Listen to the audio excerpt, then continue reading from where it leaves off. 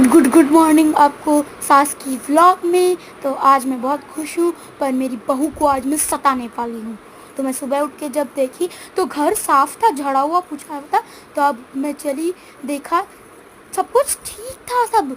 अब मैं जाके देखी तो किचन में उसने ना मेरे लिए नाश्ता पकाया था कि नहीं, तो पका हुआ सब कुछ था।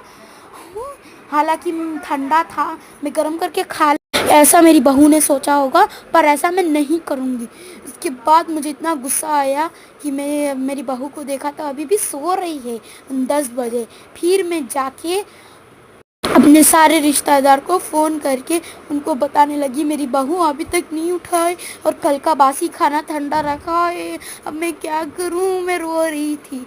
उसके बाद मुझे बहुत गुस्सा आया। मैं अपने बेटों को भी फ़ोन करके वो अच्छे से बोली, ऐसे ऐसे करके। फिर मेरा बेटा मेरी बहू को डांट रहा था और मैं देख के बहुत खुश हो रही थी वहाँ पे। फिर मैं अंदर चले गई, उसने मुझे नाश्ता दिया। खाना तो बहुत अच्छा था, पर मेरी बहू को ये करने के लिए मैंने उसे 4 बातें सुनाई और कहा कि तुझे खाना पकाना तुझे कोई इसने नहीं सिखाया।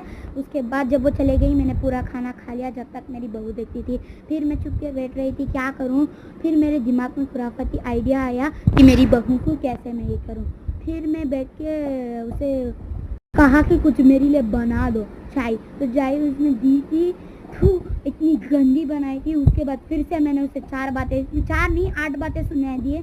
और उसके बाद फिर मेरा बेटा मेरी बहू के लिए जूते लाए। इससे मैं जल के पूरे ये हो कि मेरे रिश्तेदारों को फ़ोन करके बोला कि मेरा बेटा पूरा बेटी की बहू के पीछे चल रहा था।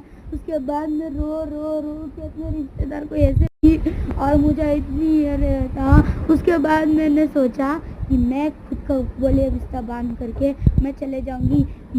उसके बाद मेरा बेटा जब रोकेगा मैं तब आऊँगी।